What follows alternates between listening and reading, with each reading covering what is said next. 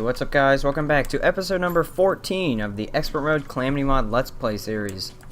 So, we are starting off in the underworld here because, as I said in the last episode, we do need some HELLSTONE and HELLSTONE stuff.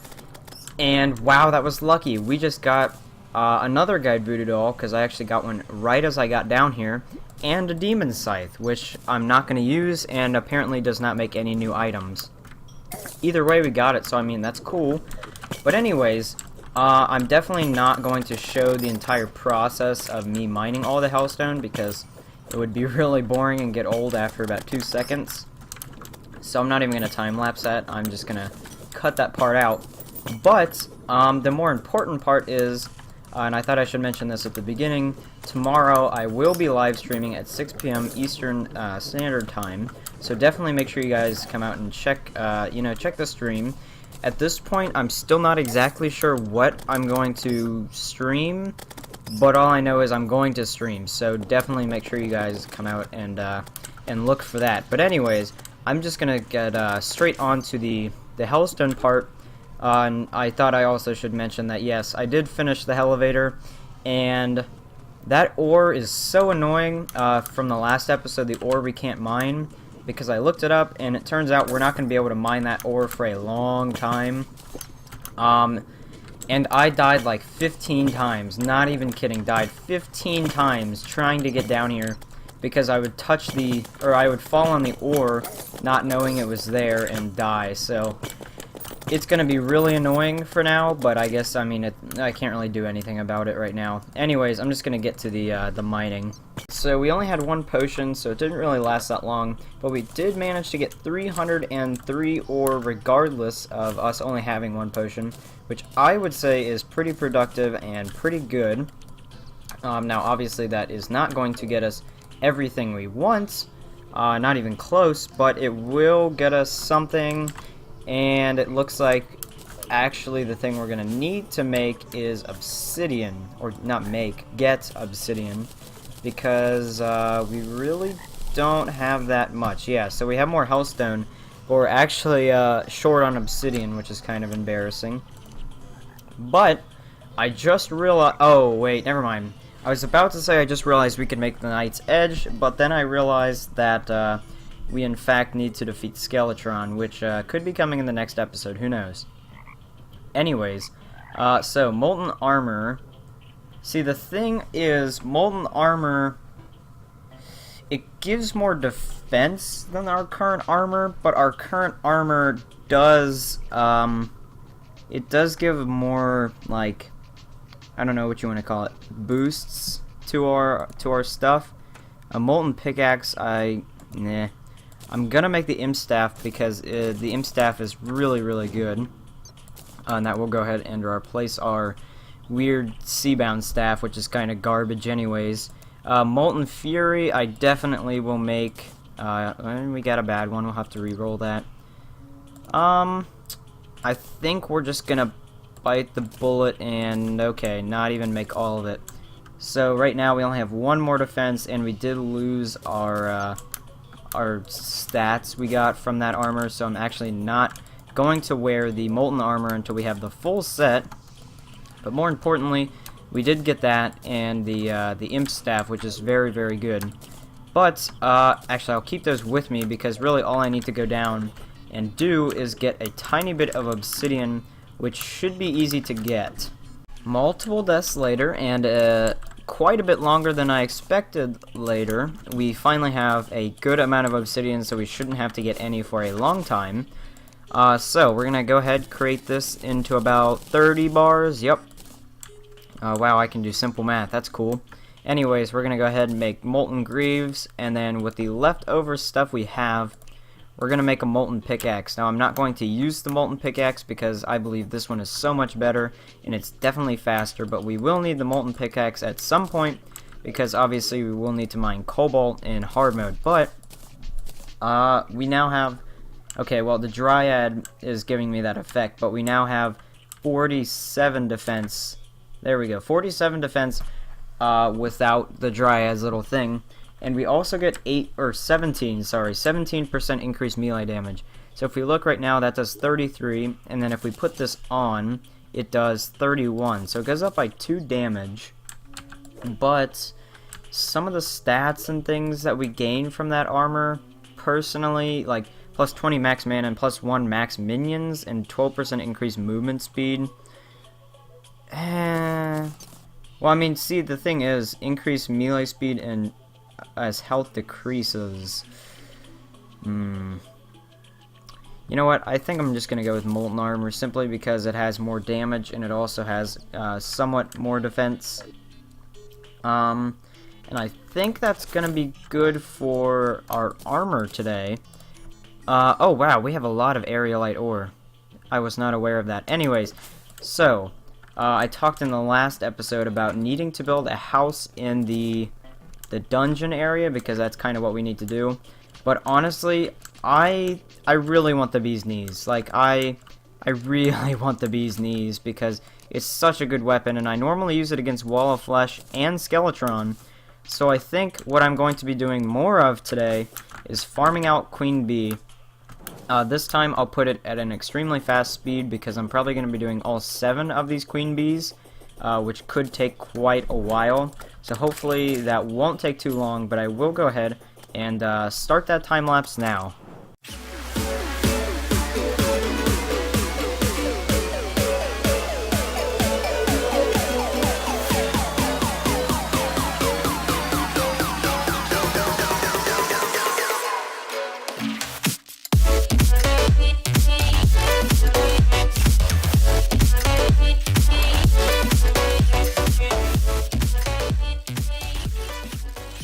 Lucky us, we only had to defeat 1 Queen Bee instead of more, and we got the bee's knees, which is amazing, because if you don't know and haven't watched my previous videos, you won't exactly know how just OP the bee's knees is with the Hive pack, but honestly, it is so insane.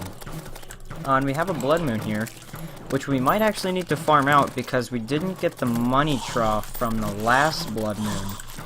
And now that I'm thinking about it, well, see, there's no really good armor for ranged weapons or even really accessories for ranged things pre-hard mode, which kind of sucks. So honestly, just a tip, I personally would, if you're going ranged pre-hard mode, I wouldn't even worry about wearing like necro armor because it gives so little defense compared to like the molten, and only increases the damage by somewhat of a tiny amount. At least this is based on my memory of what molten armor does.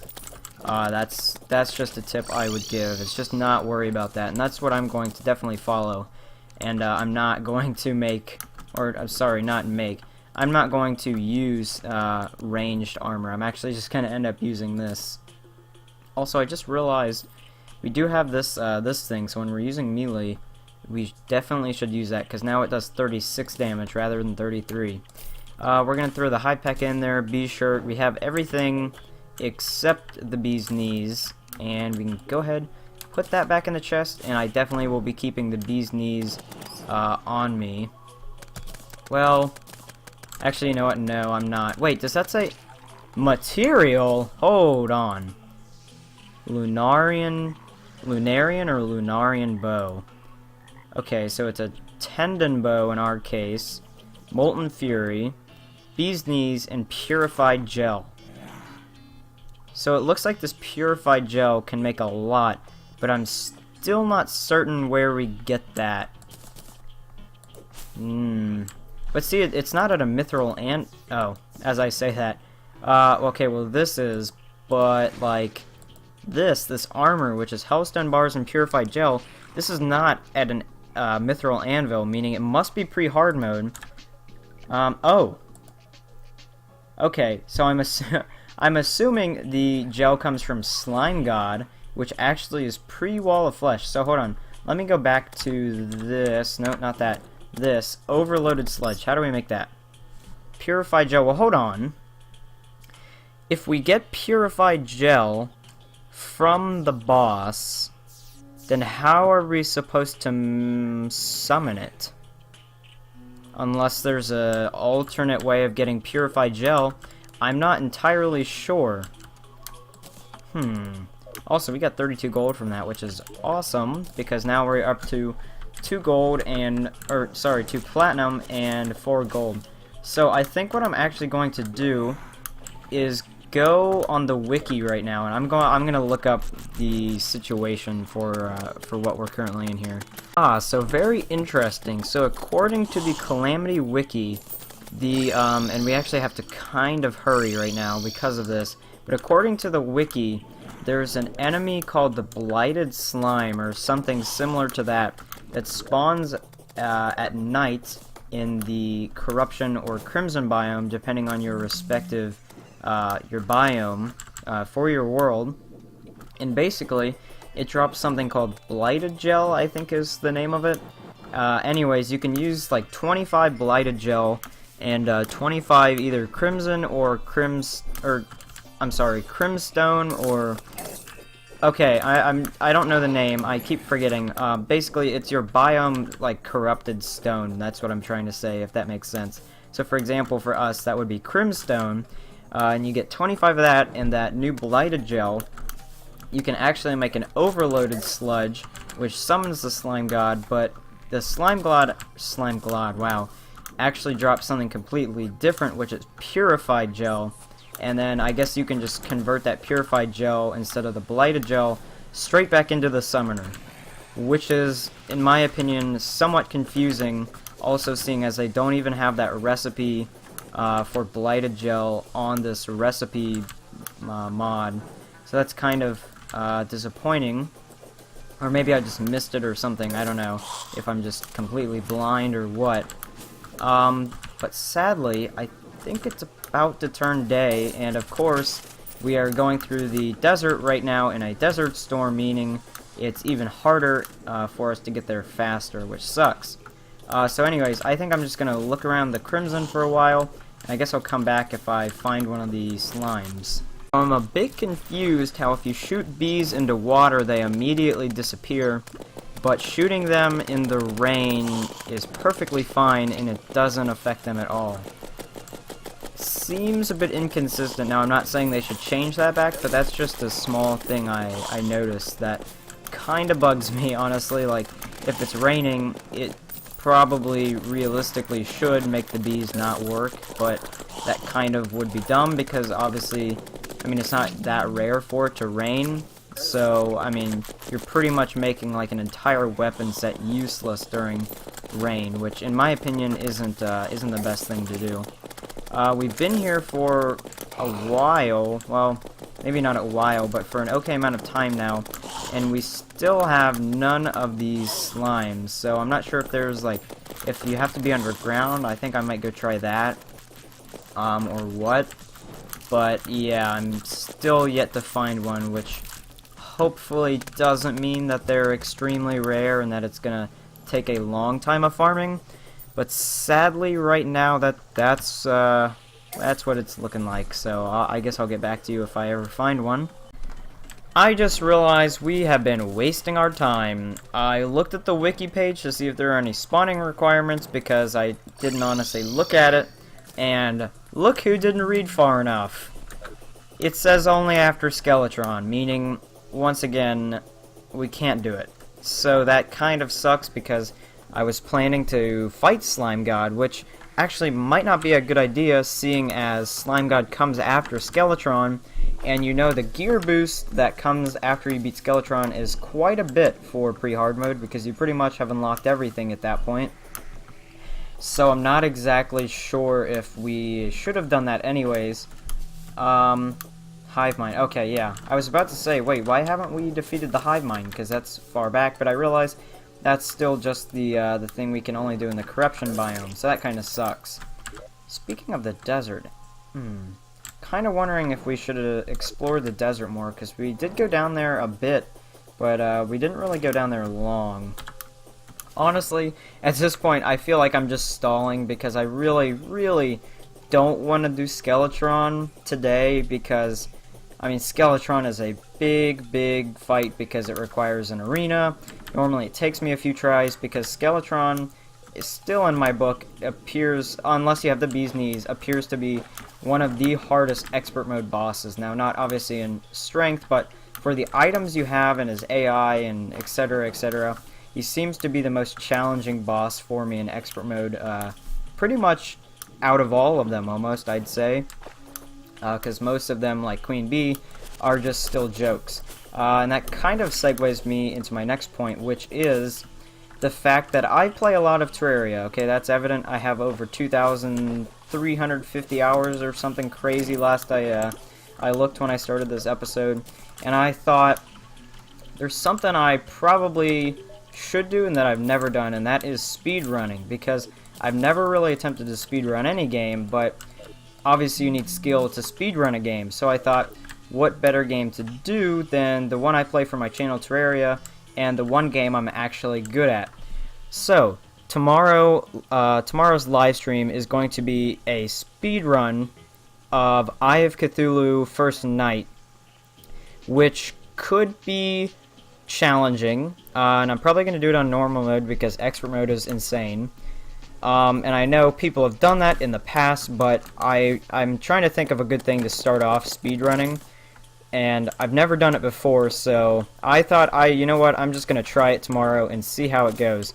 So, if you missed it in the beginning of the episode, like I said, I will be streaming at roughly 6 p.m. Eastern Standard Time tomorrow, which if you're watching this on the day it's uploaded, that applies, but if you're watching it past that, then it's either today or already happened. So anyways, I'm just kind of rambling now.